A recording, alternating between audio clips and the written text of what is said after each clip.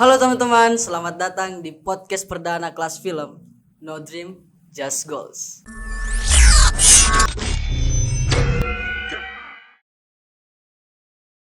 Nah, pada episode pertama ini kita kedatangan tamu yang spesial.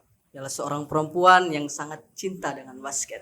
Bahkan setelah dia menjadi pemain basket, sekarang dia sudah menjadi coach basket. Dia ini seorang finalis DBL SMA pada tahun 2012. Selamat datang, Kak Zainab. Halo. Terima kasih sudah diundang. Sama-sama. Halo Kak Zainab, bagaimana kabar Kak? Alhamdulillah baik. Oke. Thank you for having me. Saya panggil Kak Zain, apa-apa? Biar lebih akrab. Bebas. Kak Zain, sedengar-dengar ini Kak Zain sangat suka sekali dengan olahraga basket. Iya. Boleh dong ceritakan sedikit ngapa Kak Zain bisa tiba-tiba suka sama basket? Padahal banyak olahraga lain tuh. Menarik. Oke, jadi menarik. Sebenarnya baru pertama kali main basket itu SMA karena teman sih lebih tepatnya.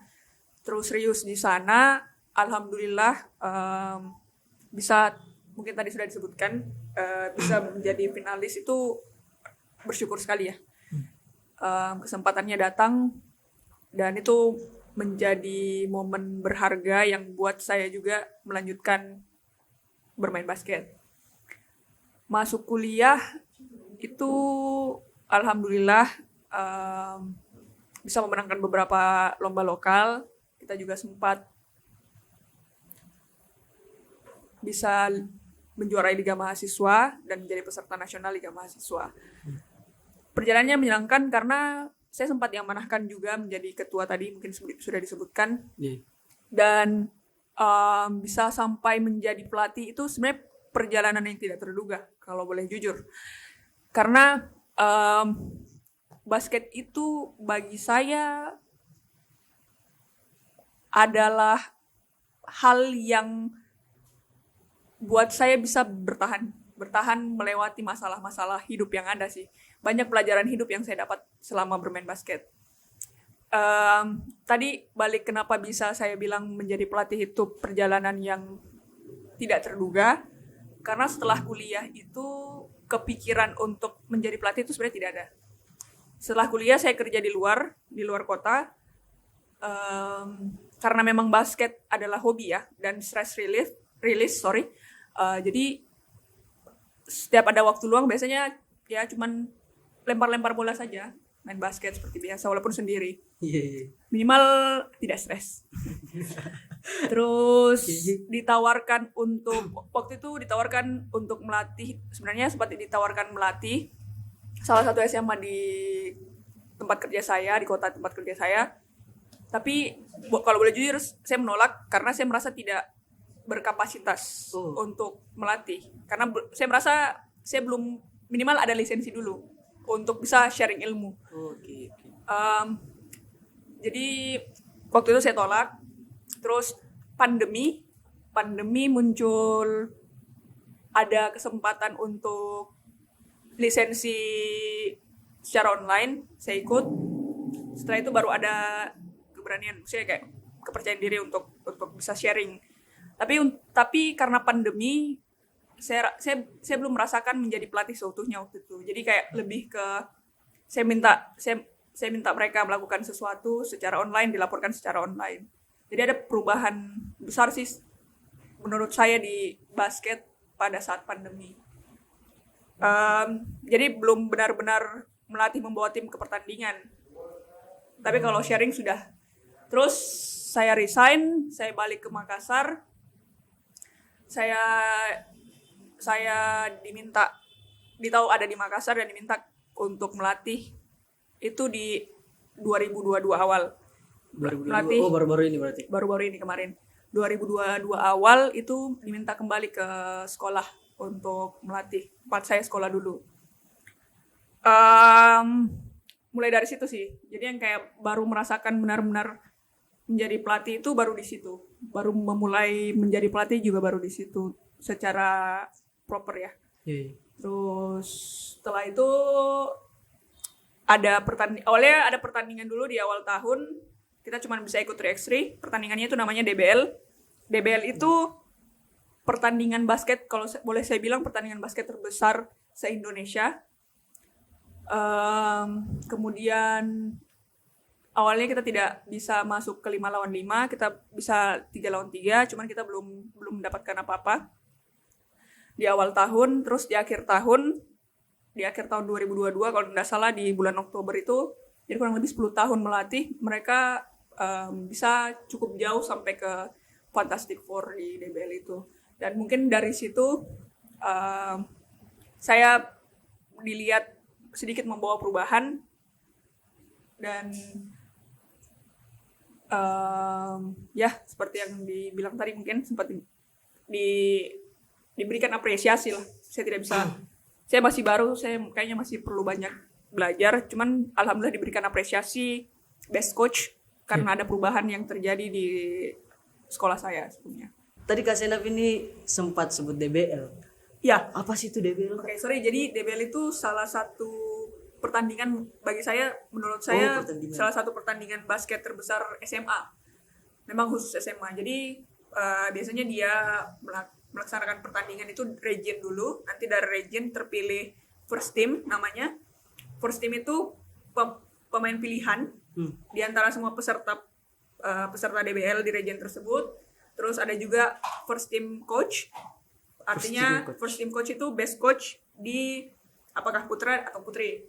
Nah, first team itu nanti berangkat ke Jakarta atau Surabaya yang digabungkan sama first team dari region-region lain. Kurang lebih seperti itu sih. Oh, jadi memang sistem DBL begitu? Ya, jadi memang DBL itu pertandingan yang cukup besar sih, sangat besar bahkan. Oh, oke. Berarti ada tingkatan pertandingannya begitu ya? Iya. DBL yang paling atas sih, ceritanya paling besar. Iya. No, sebenarnya DBL itu penyelenggara yang membina atau mengembangkan pemain-pemain basket di seluruh Indonesia. Nah, Kak Zen, saya dengar ini Kak Senap sempat terpilih jadi ketua perempuan pertama. Ya, alhamdulillah dapat kesempatan itu. Di basket Unhas UKM. Ya. Kok bisa sih Kak Senap yang terpilih gitu? Maksudnya kan Kak Senap ini perempuan gitu. Kan biasanya kalau untuk jadi ketua kan laki-laki. Ya kan? Dan bahkan menurutku basket bukan jarang ya, tapi sedikit peminatnya tuh dari kaum perempuan. Oke, menarik. Ini menarik sih, karena jadi isu juga sih sebenarnya gender itu. Cuman kalau di kemarin kita bicara, itu beda topik kayaknya. Cuman bicara kenapa saya yang bisa sampai ke sana dipilih, itu juga cerita menarik. Karena keadaannya waktu itu, kita kan sebenarnya jadi ketua itu kan ada tahunnya ya. Iya. Ya, kebetulan saya waktu itu di tahun 2015, saya angkatan 13.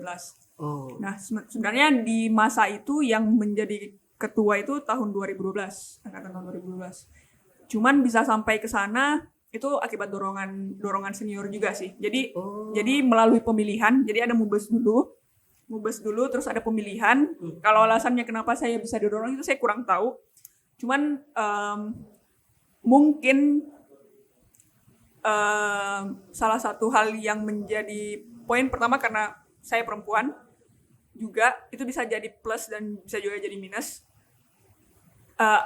Bisa jadi poin plus atau menjadi tantangan bahkan itu. Kok bisa jadi poin plus? Oke, bisa jadi poin plus karena saya bisa menyatukan seluruh pemain baik putra maupun putri. Maaf Kak. Diharapkannya seperti itu. Cuman kalau alasannya kenapa bisa sampai saya didorong itu mungkin ditanya ke senior saya ya, karena dia yang mendorong. Cuman untuk bagi saya pribadi, amanah itu tanggung jawab pribadi ya. Maksudnya bukan hanya sekedar nama di SK, tapi ini tentang kualitas diri. Jadi mungkin kita banyak mempertanyakan kenapa bisa menjadi ketua, cuman pada saat saya menjadi ketua dan saya mengiyakan dan diberikan amanah atas pemilihan yang kalau tidak salah beda selisih 1 poin sama teman saya, itu kurang lebih ya begitulah.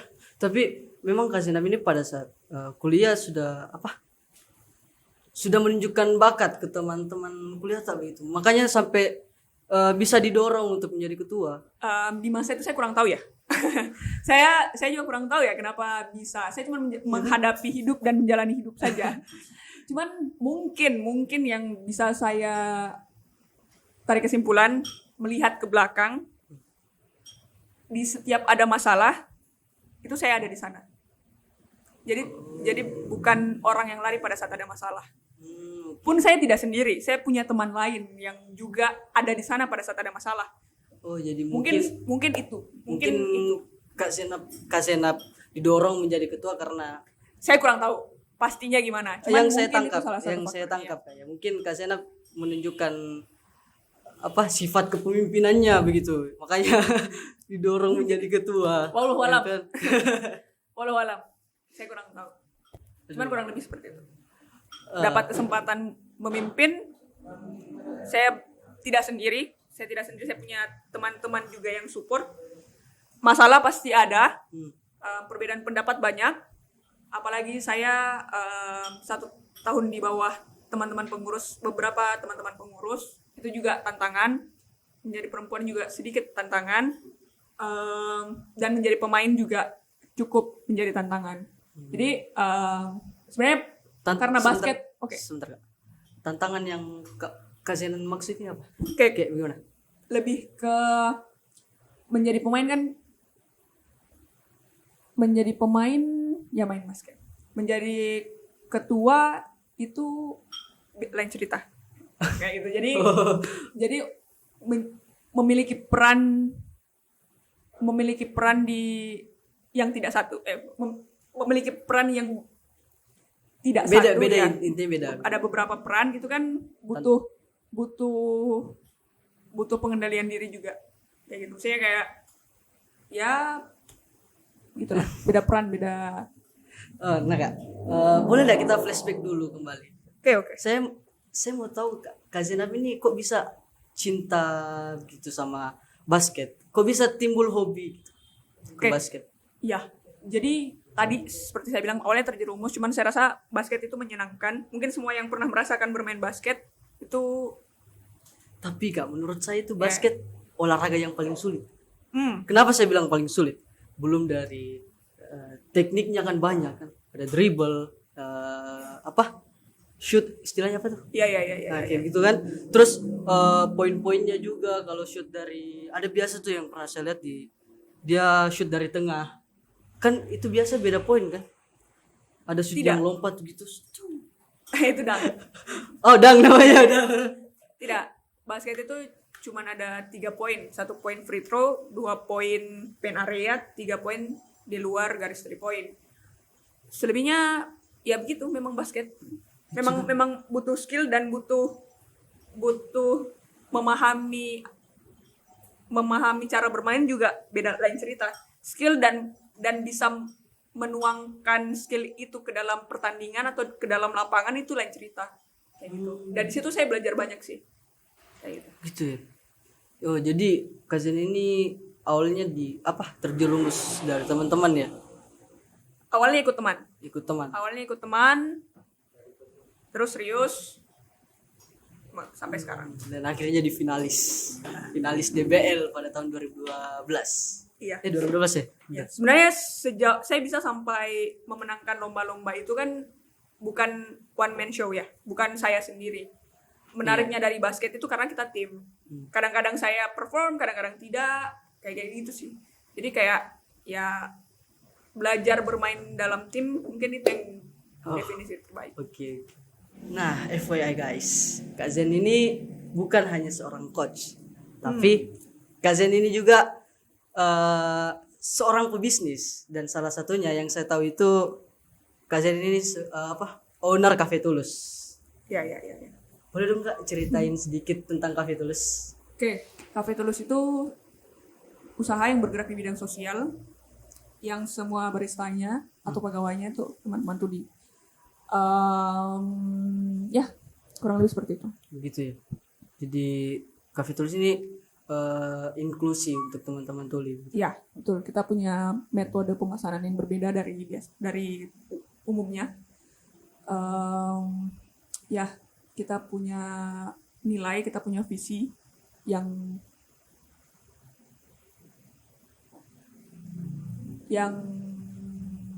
inklusi, yang berdampak sosial. Menurut saya juga Cafe Tulus ini konsepnya berbeda dari kafe-kafe lain menurutku. Ini kok bisa sih Kak Zainab bisa kepikiran untuk membuat konsep kafe seperti ini? For your information, ini bukan saya sendiri membangun kafe ini. Saya sama teman, dan pada prosesnya saya dibantu oleh banyak orang. Jadi benar-benar tidak terlaksana dan tidak bisa sejauh ini tanpa bantuan teman-teman lain. Saya sama Kak Taufik namanya. Itu kebetulan beliau yang punya ide awalnya. Terus kita sharing. Kita di akhir tahun 2021 setelah saya resign, kita ketemu. Terus kita maju bersama untuk bangun kafe ini. Cafe Tulus. Iya. Wow.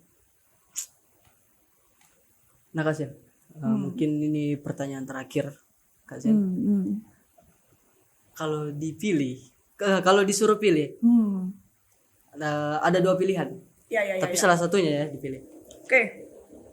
Kak Zen ini lebih senang menjadi seorang pelatih atau menjadi seorang pebisnis?